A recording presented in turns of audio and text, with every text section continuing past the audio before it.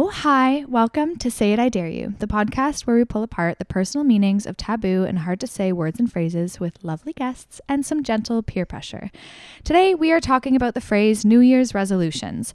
Traditionally, New Year's resolutions are viewed as a new chapter. The year is ending and a new one is beginning, so some folks take it as an opportunity to set goals, change habits, or pick up new hobbies. I also think that New Year's resolutions go hand in hand with shitty diet culture, shitty hustle culture, and the pressure from media and influence to be perfect. So the term is sometimes a little bit more hindering than it is helpful.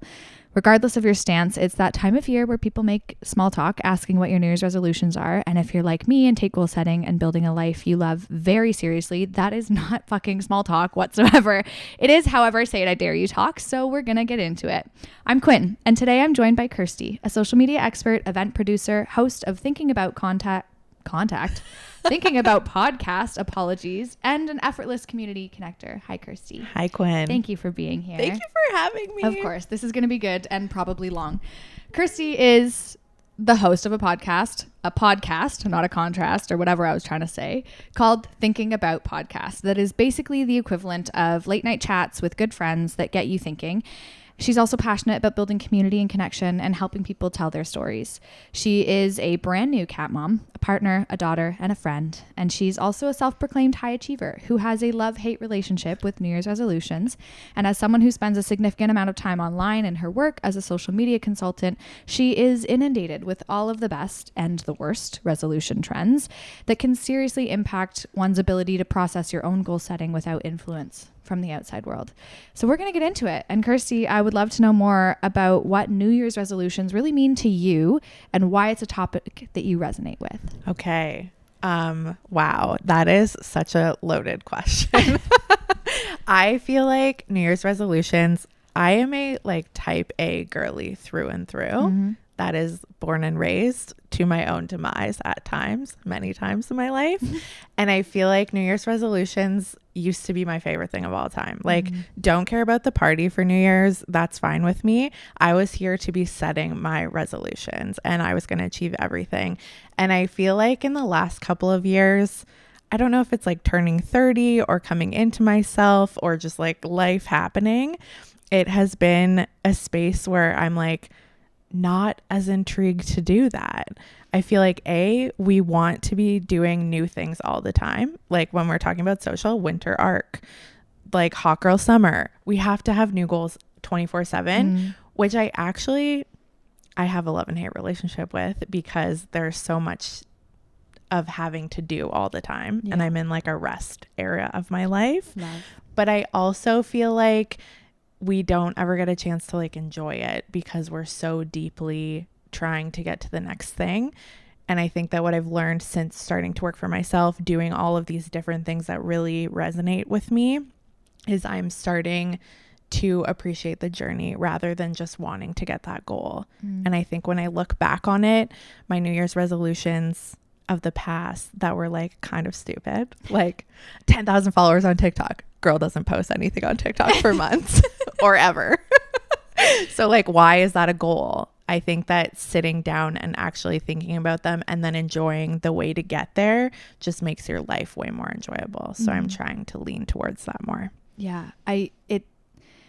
I feel like we all kind of get lost in the fact that it's goal setting and we forget that there's actually things you have to do to reach said goals. Right. And it doesn't feel like a lot when you write down 10 goals. But then when you look at the every single day adding 10 steps to your daily routine because you're trying to reach those 10 goals, that's a little unachievable. Oh my God, yes. I'm also I should not be saying shit right now because I'm the queen of unachievable. So I think this will be an interesting conversation because people pleasers, go-getters, perfectionists, we love a good goal. We do. But it also hurts. It's painful. I know.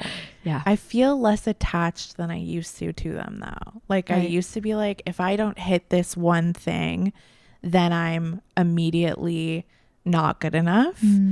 And I feel like now I'm looking at life in seasons more, mostly because I have to. Mm-hmm. Like, I feel like enough life has happened to me at this point that I'm like, oh, I'm not supposed to be achieving something 24/7. And like, that's okay. It's a lesson that I'm learning. I am not good at it yet. Yeah, I was like, I am actually in that pit right now of like, I literally like, I want a 10,000 step per day and I hit like 9,999 and I'm like, I'm a failure. Right? Like, but it is in seasons. Like, it's just the time of year. We're filming in December, so it's like seasonal affective disorder. Outside. It's not easy to get outside. There's no sunlight, and it ebbs and flows. 100%. And I think the more that we lean into that, we can like have goals. I don't think that there's anything wrong with that. But I also think that we can give ourselves space for those goals. Check in with what I'm trying to do more of is check in with what we can do in the moment towards that goal, rather than being like, if I don't achieve this today, then I'm a huge failure. Yeah. What was the catalyst for you to kind of be anti New Year's resolution? Like, was there a thing that happened? Oh my gosh, that's a really good question. I don't know for sure. I feel like I'm a different person than I was. Right. Like, I guarantee you my friends that are listening to this will be like, LOL at you saying that you don't like New Year's resolutions. But I just feel like I have gotten to a place where I think I've recognized my values. I've done a lot of values work with my therapist and just in life. I lost a friend this year and that like really shook my world. And the more that I've thought about like the fact that I want to show up for my life and for the people that are in it, work is still a very big part of what I like to do. And like, that's where a lot of my goals are. But having space to also enjoy the one life that I have that you never know how long it is means more to me. And so I feel like that has shifted why I feel this way. Yeah, like goals that are about enjoyment instead of achievement. Like, you have achieved your goal if you have kept up with calling your friends. Exactly. And not because it's a quota that you're meeting, but because you feel like a friend who's able to give. Exactly. Yeah. And even like to your point about diet culture, like a lot of my goals have always had lose weight on them. Yeah. And I recognize that I hate exercising so much less when I'm doing it because I recognize that it makes me feel good. Yeah. Rather than being like, oh, I have to lose this specific amount of numbers that I set one random day in December. Yeah. Well, or also like social media trends. There was 75 hard for a while, which if that was you, good for you. Like, I'm not mad at you. I'm jealous that you have that kind of willpower and ability, but I think it's so like, there's one that's trending right now, like the 3-2-1 method or whatever, which Google it. I'm not going to explain it to you, but it's so like, we aren't even 75 days past when 75 hard became popular. Like, what am I supposed to do? And it's all these influences of the best way to be XYZ or do XYZ to reach your goals. But like, goals are also incredibly personal. Like, you can't 100%. Be following, I'm sorry, but people who go to the gym 6 days a week probably like don't have some of the same stressors and responsibilities as folks who don't. And that's good. Go off. I'm happy for you. And you can't be looking at these reels being like, I should do that. I have to do that because everybody else is doing it. And that's how I achieve what I see on the internet as good. Right? Yeah. I feel so conflicted when it comes to my job, because I create in that space for many people. And I also know that there are pieces that we're using in that.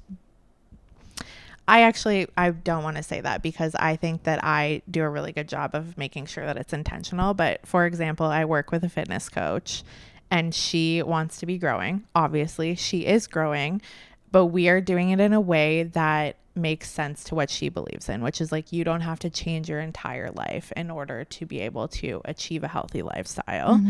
But she would grow a lot faster if she was out there telling people to hate themselves. Yeah. Like, that is what happens. And that's sometimes why people do so well. It's the same as social media managers who are posting online telling you to post 2 to 3 times a day. Yeah. Oh my gosh. The bane of my existence. And then I have to do this work that I'm like, you actually don't need to feel that way because you're running a whole business separate from that. And I think that there's this like golden nugget that we all want to achieve. So then everyone is making all of these rules that we all have to follow, but we don't take enough time to think about what it is that we need. Yeah. And that's hard. And I think that my shift in New Year's resolutions, I'm shifting towards intentions. Mm-hmm.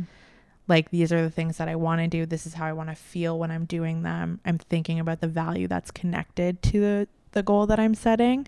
And that's making it feel a lot better for me these days. Yeah. I remember, I mean, this works for normal life as well as like, this was a really good tool when I was freelancing because I was the queen of saying yes too much and doing too much. And then working incredibly late and on weekends and not taking a break. Was like, you can set a goal, but once you have that goal or a list of goals, you prioritize them. Like, what is number one for me? Then you go into each goal and you write down everything you can think of that actually has to get done in order for you to reach that goal. Yes. So like a financial goal is a great example because it's maybe it's a stagnant dollar amount per month in order to reach a certain goal by the end of the year. You have to maintain every single month an understanding of how to reach that end of year goal. And if you can't look back at, if we're talking financial goals, your entire budget and see very clearly that that is the amount of money you can put away monthly, don't make that your goal. You're going to fail. And then copy and paste that for your work goals, especially if you work for yourself. It's so hard. Or your personal goals. Backtrack it. What does it look like every month, every day, every hour for you to reach that goal by December 31st, 2025? 100%. And if you don't think you can do every piece of that, maybe lighten the load a little bit. Make the goal a little less hard. Totally. Yeah. I feel like this is so mundane, but I set reading goals every year because Goodreads tells me to. That's wholesome. Not because it's necessarily something I need to do. Because somebody else tells me I need to do it. Wait. You need to back up. We're on the wrong train, Kirsty. Not because I care about it or it's with my values. Goodreads tells me I have to do it. But I love a reading. I love a challenge. That's my problem with goals. That's how I can't fully let it go because your girl loves a challenge so much. Yeah, and it feels so good to close those rings. Yeah. So for Goodreads, because I was also like in school, working full time, freelancing on the side, and LOL reading. Yeah. And I set it so high one year and I like literally felt so bad about myself. And I was like, I was reading 3 books a week for school. Yeah. And also doing all these other things. Like, what? So the next year I just set it at like 12, which was very achievable and easy. Yeah. And I think that sometimes we set these huge goals, the 10,000 on TikTok with no plan to get there. Like, maybe that's your 10-year goal. Yeah. It doesn't have to be all in 1 year.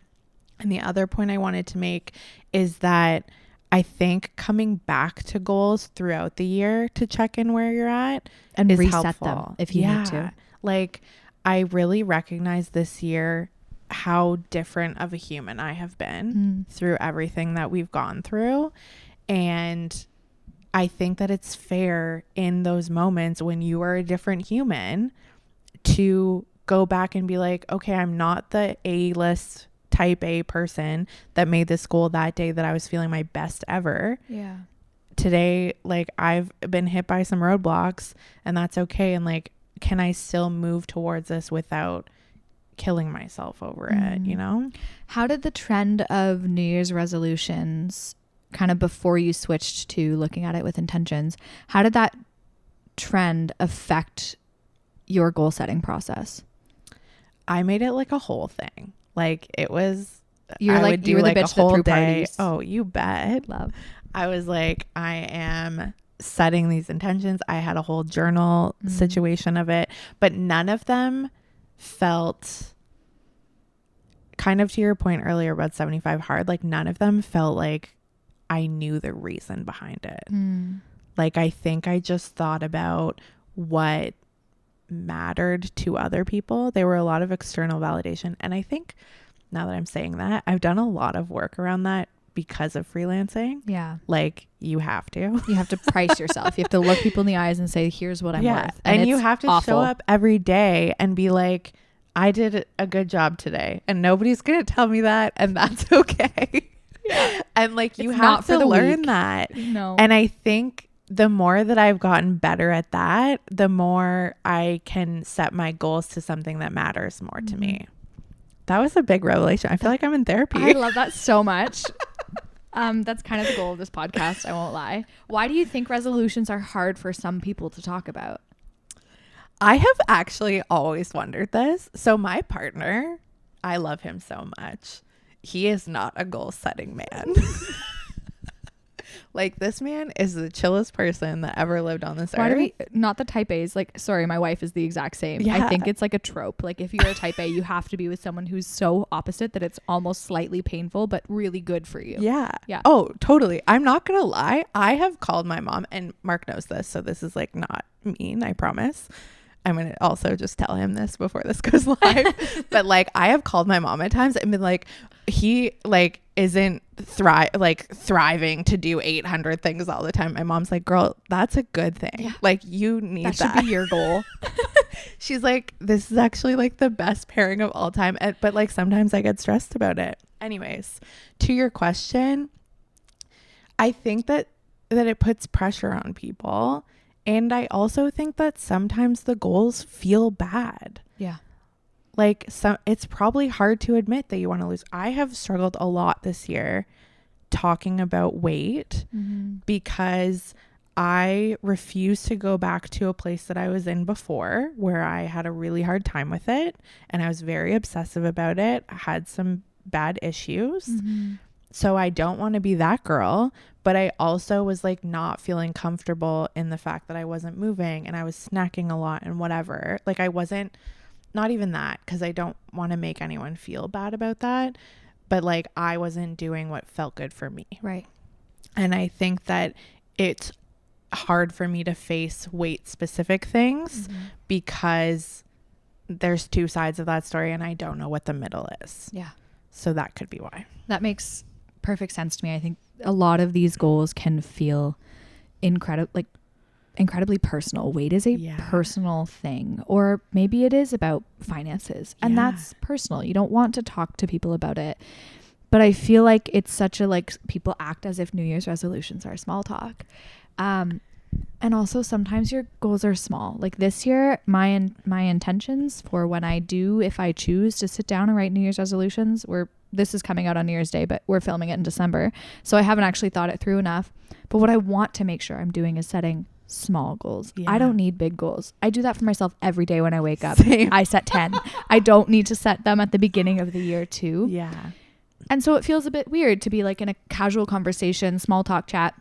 What are your New Year's resolutions? And the person answers like, mine is this about weight and this about money and this about TikTok followers. And I'm like, mine is to have one night in per week. Like, it's so lame at its core, but so good for your soul. So good for my soul. And I need to do it more. But I think that's where I can sympathize, is maybe sometimes those goals don't feel, especially when faced with someone who's like, I'm doing 75 hard again. And you're like, well, fuck my drag. Right? Like, I suck.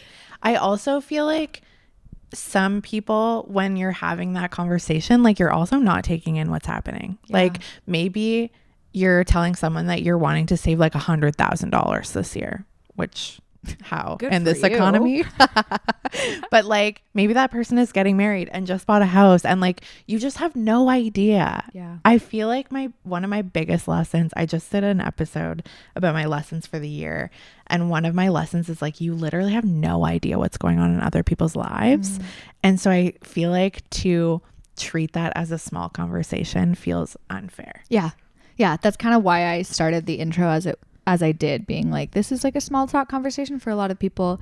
Unless you take your life incredibly seriously and care deeply about making sure you don't overset your goals and making sure you aren't pushing yourself too hard. And then you're like, do you actually want to know what my New Year's resolutions are? Because I don't think you're going to like this conversation.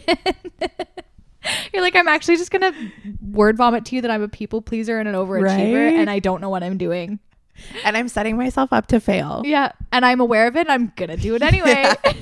And I'm going to pretend that it's going to be so good. Yeah. It's just intentions, I swear. I didn't write it in my journal. That's what I'm worried about. Yeah. I'm like, I know that I'm going to still do this. Yeah. But anyone listening to this, check in with Kirsti in like June and see how she's doing. So I feel like, you know, we talk about resolutions and goal setting with like this confidence of here's what I want to do. But a lot of these conversations don't revolve around goal failure, which happens a lot with New Year's resolutions because you can't actually effectively plan for an entire 12 months without having some sort of flexibility. So what is one New Year's resolution or other goal, it doesn't have to be a New Year's resolution, that you've set for yourself in the past that you think was influenced by this like achievement want, but that you failed? I think I set really big numbers goals for myself when I was literally just starting to freelance, and reflecting back, had no idea how to price myself, if we're being honest. Yeah. And so I think money is like a hard topic for me. I have worked really hard in the last couple of years learning more about finance because I have always felt very less than when it comes to understanding my financial. Yeah. Kirsti and I have had a few Zoom chats about freelance bookkeeping and the hardships of it. And it's been helpful to have other people. Literally. Yeah. And I feel like I probably would have beaten myself up over what I expected to do in my business with New Year's goals. Also, just like, can we talk about the fact, just as a sidebar, that we are setting goals generally in the week of life where nothing exists. Where everything's easy. You're off work. Your mom's made you dinner. Literally. Yeah. And yet we're supposed to plan for when life happens. Yeah. In that time. Good point. Like, what are we doing? Yeah. The world is hibernating. Yeah. The void of like Christmas to New Year's is a bit of it's either a super high or super low. I heard this thing the other day that was like, the holidays are a magnifying glass for emotion, meaning if you are having happy emotion, you're surrounded by family, you're surrounded by the holidays, it makes you feel like everything is magic. Oh my gosh. But if you are struggling, it makes you feel worse. It's a magnifying glass on all of the joys and all of the pretty sparkly lights and giving and happiness around you. And you're like, why am I dragging my feet? Yeah. And it creates a lot of shame, but it magnifies whatever you're feeling. So whether in that void week you are on the highest high or the lowest low, you're not setting accurate goals. No, and you're probably not yourself in that moment. No. You can be a very good vision of who you want to be. Yeah. But like, I think to your point earlier, coming back to what that actually looks like is really helpful. But when it comes to the failure, I also have leaned really deeply on the fact that failure teaches you the most. I learned that from Grow Class. First Grow Class stands here. The first thing Sarah ever taught that has been ingrained in my mind forever. Affiliate link in bio. Sarah's episode's coming up soon. Send me a DM. But I think that being able to appreciate that failure has led you to something else has really helped me deal with failure as a people pleaser, as a perfectionist, like trying to figure out what I learned from the goal failure, or recognizing that that goal wasn't for me. The TikTok thing doesn't make sense. Yeah. I create content for people all day long. I'm not going to spend all my time doing that for myself.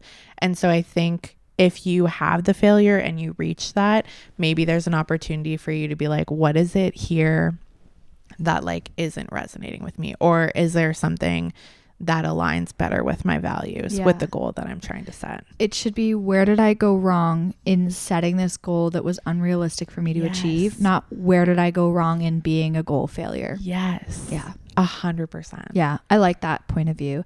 I feel like, so some people keep their New Year's resolutions or their goals in general kind of close to your chest. Yeah. Do you think that's the right way to go about it? I think it depends on the person, because some people can be driven by that. Like, so I think that there are people, not me, that can be like, watch me work in silence. Yeah. Check me out in 6 months. Will never be me. No, me neither. I'm too big of a yapper, as we can all tell.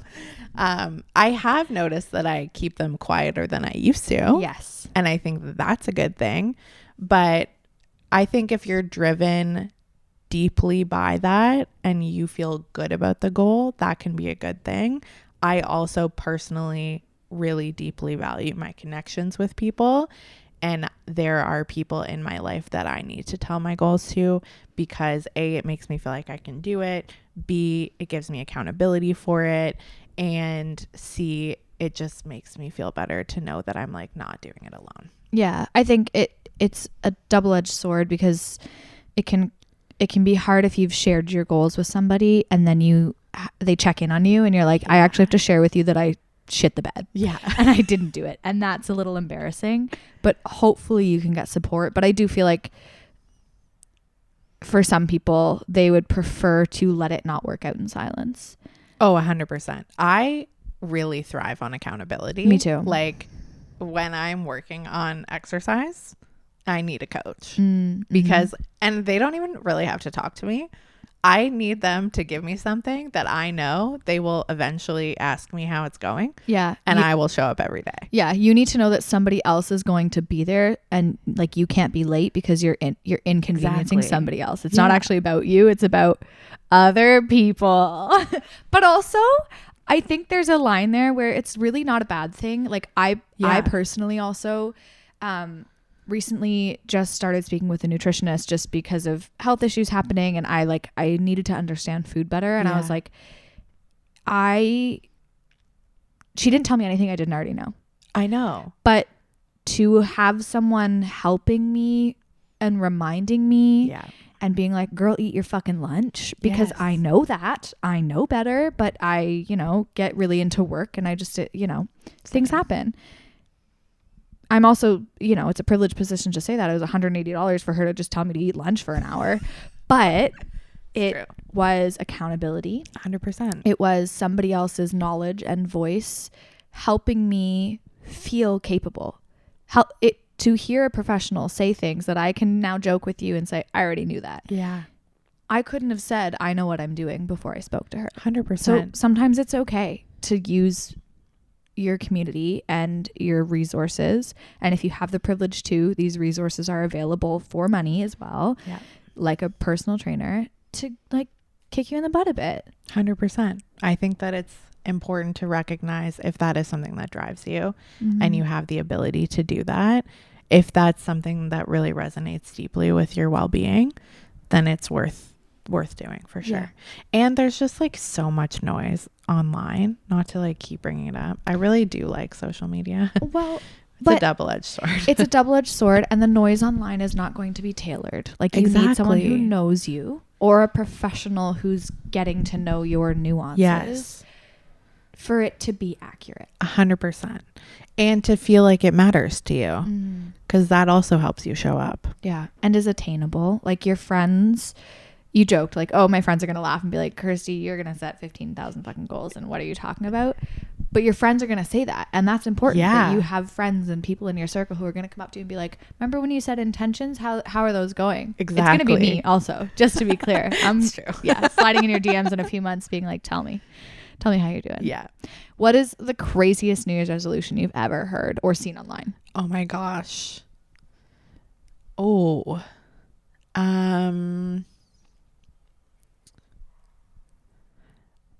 literally all I can think about right now is 75 hard. I was thinking the same thing. I was like, don't say it. I just I have so much respect for people that can do that. And like, I'm not going to lie to you. I look at those videos and I'm like, I should really do this immediately. And I look at those videos and I go, I can do that. I can't. Yeah. I cannot. No, I don't have the time. No. But I think that would probably be, that's the most clear example that I have of like, it's just so much to add to your plate at one time. Quick synopsis of 75 Hard without getting too into it. It's just 75 days of committed to, I believe it's like a certain diet, reading a certain amount. Water, read 10 pages per day, work out twice a day for 45 minutes. One of them has to be outside.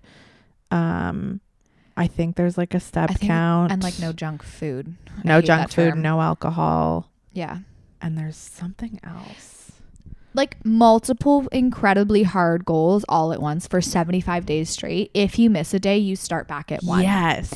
So it's unhinged. And I know personally one person who succeeded at it. Yeah. and incredibly proud of her. But she also shared that journey being like, also, this is a privilege. Yeah. I have time and money to do this and other people don't. Yes. Yeah. Did she do them all in 75 days or did she have to start over? She did it in 75 days. Yeah. First you would go. never catch me starting over. Absolutely. No. You're like, I would be like, I will die on this hill. I will not sleep until I get all of these things in if you think I'm going to have to do this again. Yeah. I feel like that's an insane one for sure. I feel like I've seen other ones, things like people being like 10,000 TikTok followers, but like you haven't actually made extra time in your day. I know. You haven't actually decided how, why, who, what, where, when that's happening. Yes. So go off. But, or like, I'm sorry, meal planning every Sunday. Okay. I have been meal planning. But tell me you don't get invited. But I also for me, like it's the every cooking. Sunday. I like cooking. I do too. For me, I'm like, if I set a goal for the same day every week, I'm like, tell me you don't get invited to anything on a Sunday. Yeah, that really throws me off. Yeah. I was at Noted. a wedding on a Sunday and like, my whole week, I had to do everything on Monday. Didn't know what was going on. My whole egg count was off. It was a big problem. I feel like, yeah, goals need to be set to fit into your life. Like if you're a type of person that's home every weekend, go off with your every Sunday. I'm just not. No. So it doesn't work for me. Yeah. I think really like the broad message of this is like how set the goal, do it. Like I'm not telling you to not set goals. I am still wanting to achieve things, but also how does it fit in for you? That's like the second question that needs to come. And I think that that's what makes it a deeper conversation for people. Yeah, I agree. I mean, you kind of already answered this question, but I think we can go deeper on it. Like what type of advice would you give to someone who is like you and I, but wants to set more realistic goals for themselves, especially at like the turn of the year? Okay. I'll tell you what I'm trying to do this year. Okay. And maybe that will be decent advice. Some of it I did last year. Some of it is newer. So my first one is like really sitting down away from your screen, away from everything else, in a quiet place where like you can actually think about what it is that matters to you. And I would say every time that you pick one of your goals, I'm talking to my future self. Like see if you really care about it. Mm-hmm. And something I think I'm going to do this year is think about the value that I can connect to it based on what I actually want from next year. Another thing that I did last year that I'm going to lean into even further this year is like picking a word. Because I think that if I pick a word, I can connect what I'm setting as goals back to that word. Yeah. Like, honestly, I think my word's going to be happy this year. I love that. Or easy, one of the two. Oh, that's good too. And so I think that when I set my goals after that, I can be like, will this make me happy or lead me on the path to be that? I think that that's going to be supportive. And then the other thing that I really like to do is I've been making vision boards for my phone. Like your background?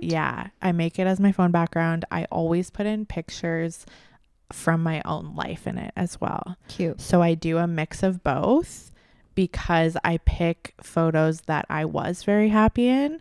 So I know that that's achievable. Oh.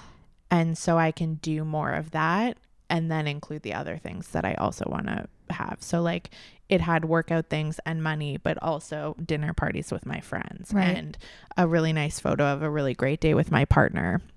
And I think that being able to see all of those things together, it kind of brings you back to the point where you're not setting 800 goals because you're already halfway to the other ones that are already there. Yeah.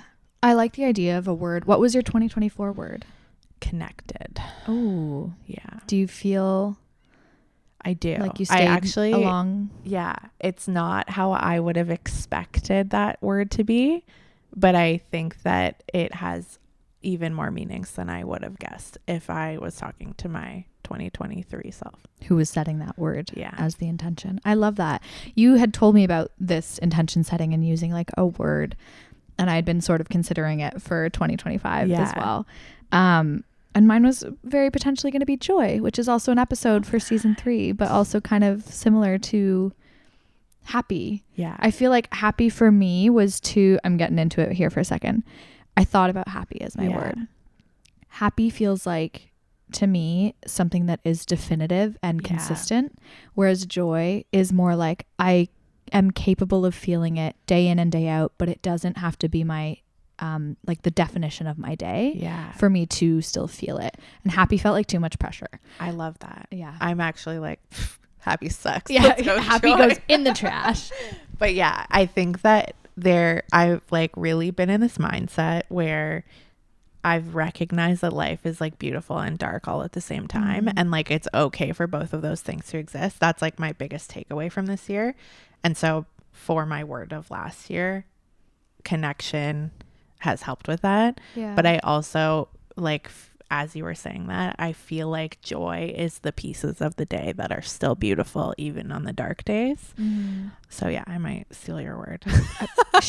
We can share my word. It's joy 2025. Anyone else who wants to use joy for 2025, go off, let me know. Maybe we can keep each other accountable if that's how you roll. We can have the joy crew. Have the little joy crew. Adorable. Except also I know this just happened in your brain too. I was like, how do I make that almost a full-time job to make sure everybody feels checked in on and everybody feels connected and feels like they care and I care about their joy? Do I start a group chat? Do I start a book club? I was like, do we need a broadcast channel?